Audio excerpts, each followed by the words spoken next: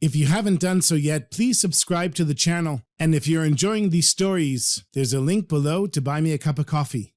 This is the Chassidic Story Project with Barak Hullman, podcasting from Jerusalem, Israel. This podcast is sponsored by listeners just like you. To become a supporter of this podcast, please go to HasidicStory.com. HASIDIC story.com. You'll never know. You'll never know. You'll never know.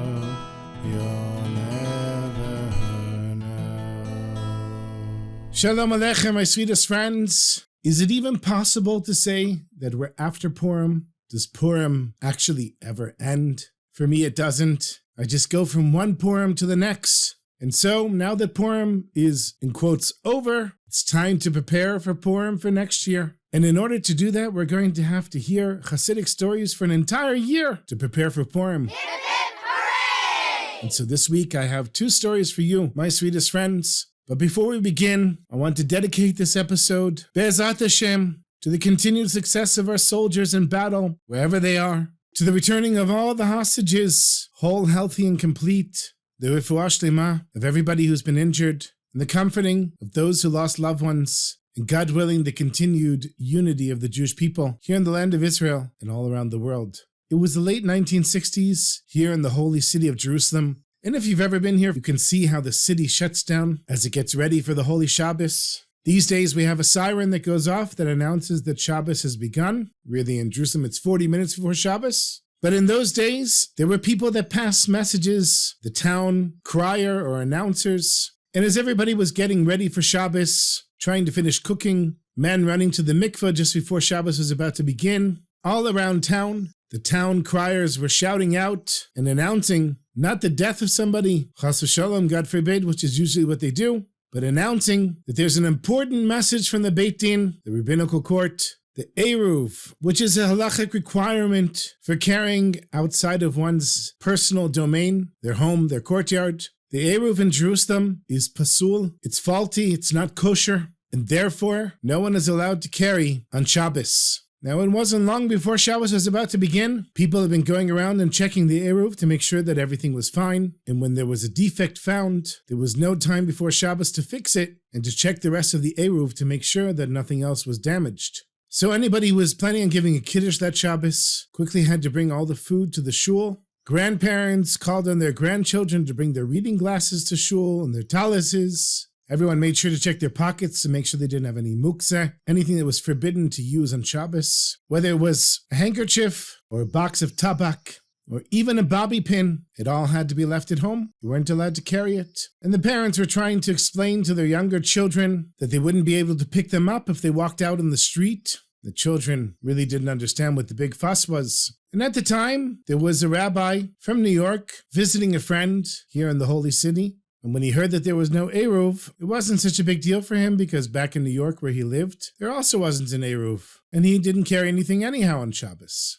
And many of the Jewish communities outside of Israel don't have Eruvim, either for halachic reasons or technical reasons. And so it wasn't a big deal for him. And this visiting rabbi from New York, he asked his friend, "Where do you think I should go after Shabbos begins?" And he said, "First, you should go into the center of town and watch how the city shuts down just as the sun is setting. And then, after davening tonight, we really should go to the Tish, the Chassidic gathering, at the table of the Beis Yisrael, Rabbi Yisrael Alter, who was the fifth Admor, or rebbi, of the Gera dynasty of Chassidim." And the friend said to the visiting rabbi, "I guarantee you, if we go to the Tish of the Gera rebbi, it'll make an impression on you that you'll never forget." Now, this visiting rabbi from New York had actually grown up in a Chassidic home, but being in America, it changed his way of dressing. He still wore a kippah, of course, and tzitziot, and kept a life of Torah and mitzvot, but he didn't wear the Chassidic garb anymore, and he shaved his beard, which of course Chassidim don't do, myself included. And so they decided on Friday night they were going to finish the meal quickly, and that would give them time to reach the Gera Beit Midrash in Geula, which is right next to Me'er Sharim, and maybe even be able to find a place right next to the rebbi to sit down. So after they lit candles on Friday night, they went to shul, daven Kabbalat Shabbat, the Friday night davening, and then they came back home and ate a quick meal. And the host apologized to his family He said, we have a visitor here from New York, and I promised to bring him to the Ger Rebbe to his tish, so I'm sorry, my sweetest family, we're going to have to run out. We don't have time to give Divrei Torah, words of Torah, or sing Smirot, the Shabbos songs. And so they quickly benched, they said the prayer for after eating bread, and they started heading to Geula, very excited for the experience that they were going to have at the Rebbe's tish. And when they finally reached the street, they were surprised to see that the Beit Midrash was already packed with people. Even though it was enormous, it was hard for them to make their way inside.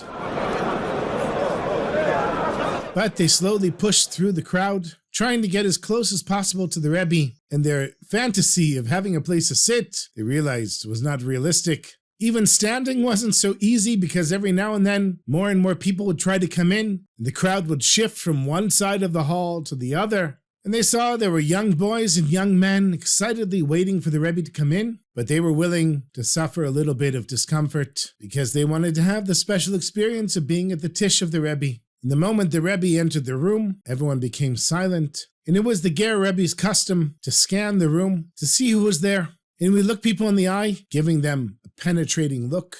And then after a short amount of time, he would focus his eyes on a certain spot and start walking in that direction, and people would move aside to make room for the Rebbe to pass through. And sometimes the Rebbe would go over to somebody and say a comment to the person before the tish began. And that Friday night, the Rebbe walks into the room, he looks around the room, and he sees where the two guests are standing, the visitor from New York and his friend who brought him to the tish. The Rebbe focuses his eyes on the rabbi from New York, and the crowd parts, and he starts making his way over to the rabbi. As everybody started moving aside and making a path for the Rebbe stood right in front of the visiting rabbi from New York, and he says to him directly, "It's true, my friend, that there's no Eruv, and you're not allowed to carry. But even if there's no Eruv, a Jew is allowed to carry a beard." And in Yiddish, the word for carrying is also used for wearing a beard. And then the Rebbe turned around and continued going to his place. But this Jew visiting from New York stood there in shock. He was actually shaking after the Rebbe spoke with him. The Rebbe didn't know him, and the Rebbe didn't know anything about him. For all the Rebbe knew, this was the first time he'd ever been to a tish. Maybe he was a secular Jew, but apparently the Rebbe knew that this visiting rabbi grew up in a Chassidic home and once had a beard and once wore the Chassidic garb. And the Rebbe's words pierced the visiting rabbi's heart, and he accepted the rebuke of the Rebbe with love. He didn't take offense. He didn't say to himself, "Who is this Rebbe to tell me how I can be a Jew?" The Rebbe rebuked him, and he took it to heart. And eventually he went back to America, and he did think every now and then about growing a beard and going back to his old way of dressing. But it's a hard thing to do sometimes, especially when you're surrounded by non-Jews who could care less about how you dress and if you carry a beard or you don't. And 7 years passed. During those 7 years, he didn't grow a beard and he didn't change his clothes. And he continued the same lifestyle that he had inside and out. And he felt a longing to return to Jerusalem. And when he got back here, he really wanted the experience of the Ger Rebbe's tish once again. And so he finished his Shabbos meal and quickly ran over to the hall of the Beit Midrash to find himself a place to stand and see the Rebbe. And like the last time, everyone was waiting in anticipation for the Rebbe to come, and the crowd is shoving from one side to the other. And this Jew merited to get a few shoves from the crowd here and there. But the second that the Rebbe entered the room, everyone was quiet and the pushing stopped. And the Rebbe looks around and he sees the clean-shaven Jew. And he starts walking towards him, and a path opens up instantly to where this Jew was standing. Within a few seconds, the Rebbe is standing in front of him. And he looks the clean-shaven Jew in the eye, and he says, "My sweetest friend, did I hurt your feelings?" Now 7 years had gone by, and thousands of Jews, maybe tens or hundreds of thousands of people, had come to see the Rebbe. But the second the Rebbe saw the clean-shaven Jew from New York, what was he worried about? He was worried that he might have offended him, that he might have caused him pain. This time the Rebbe didn't turn around. He stayed there, standing in front of this Jew, waiting to make sure that the man wasn't embarrassed or insulted, and that he was able to accept the Rebbe's rebuke with love and an open heart. And once the Rebbe saw that the clean-shaven Jew had accepted the rebuke and wasn't embarrassed. The Rebbe turned around and went to lead the Tish. And if the clean-shaven Jew was shaking the first time the Rebbe spoke with him 7 years before, he was shaking even more now. And it didn't take him long for him to begin to grow a beard and to go back to wearing the Chassidic garb that he had worn when he was growing up and as a young man. And as a result of the Rebbe's rebuke, this Jew continued dressing as a Chassid on the outside and acting as a Chassid on the inside, and he kept a full beard until the end of his days. You know, my sweetest friends, it's not easy to rebuke your fellow Jew. A lot of people are not willing to hear it from somebody else. You can, of course, rebuke yourself. But if you're going to rebuke your fellow Jew, make sure you do it from the sweetest, most sincere place. And as the Frierdiker Rebbe says in a Yom Yom, make sure before you point your finger, you trim your own nails first. Hi, good Shabbos, good Shabbos, good Shabbos.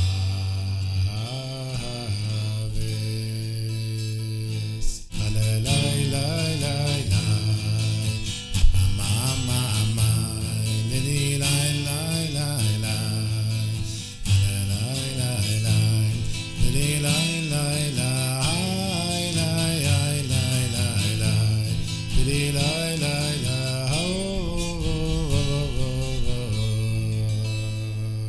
I have another story for you. Reb Naftali of Ropshitz, who was the Ropshitzer Rebbe, was one of the great tzaddikim. And of course, everybody knows that the holy Ropshitzer was the right-hand man of the seer of Lublin. Every morning when he would return home from davening, he would put down his talis and tefillin and immediately start going door to door, collecting tzedakah, money for poor Jews. And only after he collected the money and distributed it to the poor Jews would he sit down and eat something in the morning. And it wasn't easy because every day the Ropshitzer showed up asking the same people for money. The rich didn't want to part with their money and the poor didn't have much to part with. But still every day he went around collecting tzedakah for poor Jews. And one day the Ropshitzer finishes his rounds. He handed out all of the tzedakah money and he was finally about to sit down and wash and eat something, the first food of the day. And he hears a knock at the door.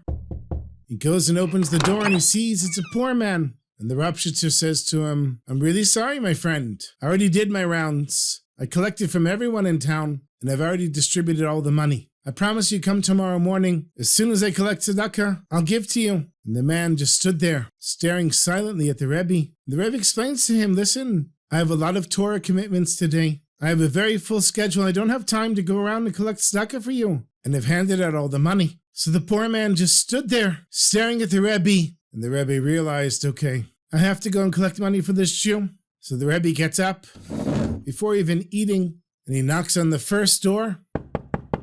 And the person who answers the door says, "Rebbe, you came already. You come every day. I already gave to you. I'm not giving you any more." The Rebbe said, "I know. I'm really sorry. A poor person came to me after I distributed all the money, and I'm collecting for him." So the guy gives him a small coin, not the amount that he usually gives. And he goes to the next house, and some people don't want to give. And one person says to the Rebbe, "Rebbe, do you actually learn any Torah? Or you just walk around all day collecting money for people?" And the next person says to the Rebbe, "Excuse me, Rebbe, but you don't remember you were here just like half an hour ago, and I already gave you money?" And the one after that says, "Rebbe, tell me, are you just coming to my house twice? Or are you going to other people as well?" And so people gave, but they only gave a small amount. It took the Rebbe a long time to collect a small amount of money. And he finally returns back to the house. In the meantime, the Rebbitzin had fed the poor man the food that the Rebbe was planning on eating himself. And he comes and the poor man gets up from the table and he says, "Oh, Rebbe, thank you so much. Thank you for the meal."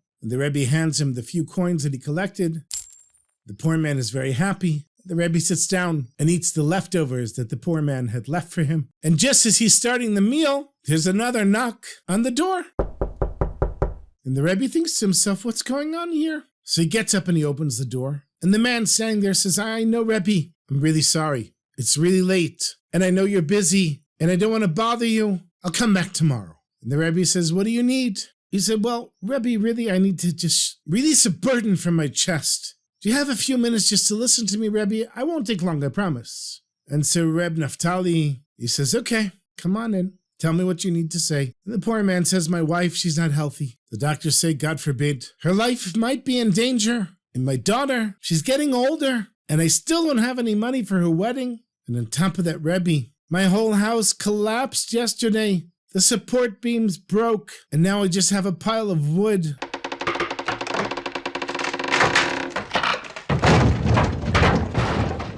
What a mess. But you know, rebbi, it feels so good to release that burden and share it with you. So the Ritzer rebbi understood, and he puts down his food. He tells the man, come, you want something to eat? The man says, yeah, rebbi, thank you. I'm actually quite hungry. The rebbi puts on his coat and once again starts walking around town collecting tzedakah.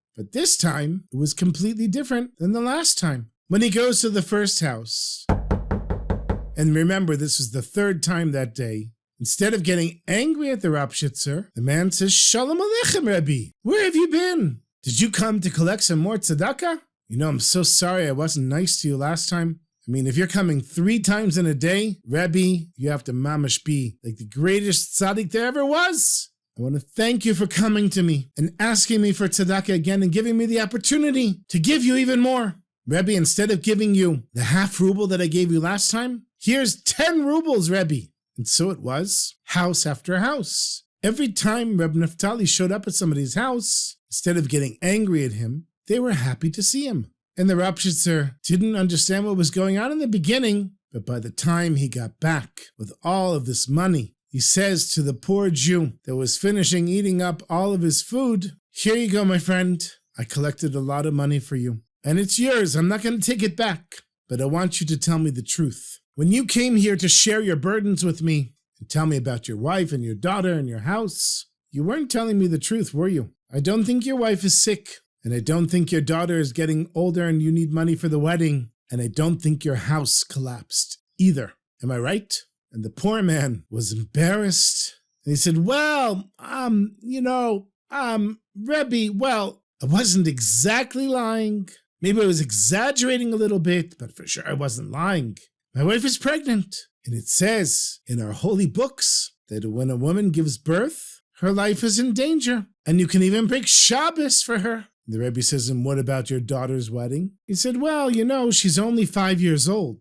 But should I wait for the last minute to collect money for my daughter's wedding? I mean, it might be another 10 years before she's married. But there's no time like the present, right, rebbi? And the rebbi says, and what about your house? And you said, well, it's not the entire house that collapsed, really. I found a rocking chair in the garbage, and I sat on it, and it collapsed when I sat on it. And I felt like my whole life was collapsing on me when the chair broke. But now the poor man looked at the rebbi, and he said, rebbi, how is it that you know all this? And if you knew all this, why did you go around collecting money for me? And the Ritzer says, every time I go and collect money, it's always so hard because there's always some obstacle to the holiness. The second time when I went today, people were really angry at me and they didn't give me very much. But this time, people welcomed me with open arms. Instead of giving a ruble, they gave 10 or 20. I never experienced anything like this. There were no obstacles to the holiness. And then I realized something is wrong here. It's true that I'm collecting tzedakah, but I must be collecting for somebody who's truly not worthy of it. And therefore, I'm not actually doing the mitzvah of collecting tzedakah for poor people. And with that, the poor man took the money, and he was so embarrassed after what he had done to the Ritzer rebbi that he decided that he was now going to go around and collect money for other poor people. And he experienced the same thing that the rebbi did. When he would go around, people would get angry at him. And if he went around twice, they really got angry at him. But if ever there was a time when he collected money and there was not only no resistance, but people were nice to him, he knew that the person that he was collecting for was not truly in need of the tzedakah. And so, my friends, when you encounter resistance in trying to do mitzvot, in trying to fix your ways, come closer to Hashem, to serve Hashem with joy, to pay for things like matzah for Pesach, or give tzedakah, when you encounter resistance, you should know that the resistance is because you're doing something holy. And don't give up, my friends. Keep pushing forward. Keep on keeping Shabbos, and keep on keeping kosher, and keep on wearing tzitziot, and lighting candles for Shabbos, and whatever it is you do. And if you encounter resistance, take it as a good sign and let it make you stronger in your Torah and mitzvot.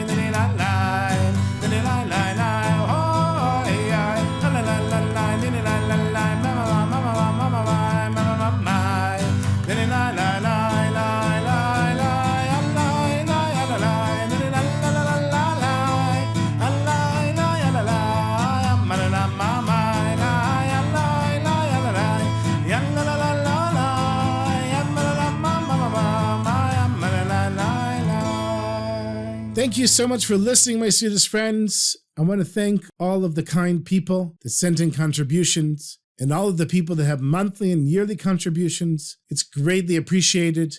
And thank you to all the listeners and the people that sent me messages and emails and left messages on the YouTube videos. I read them all, and I'm so grateful for them all. Thank you for your support and for listening. And I hope the preparations for Pesach go well, and you have a beautiful rest of Adar. Don't forget, Misha Nichnas Adar Mawi Misimcha. When the month of Adar comes in, we increase with our joy, and it doesn't end until we get to the month of Av, and then we're Mimatim, slightly bring down the level of joy. But God forbid we don't get sad or depressed. We're just a little less joyous. But then as soon as Av is over, we're heading to Adar. So we have to start being joyous again. Be'ezrat Hashem, everyone in good health. And as a blessed people on Purim, in English we say, you should be healthy, wealthy, and wise. And in Hebrew I was saying, Shelach hashirut, briut, v'chochma, be'ezrat Hashem, b'simcha. Always with joy, my sweetest friends.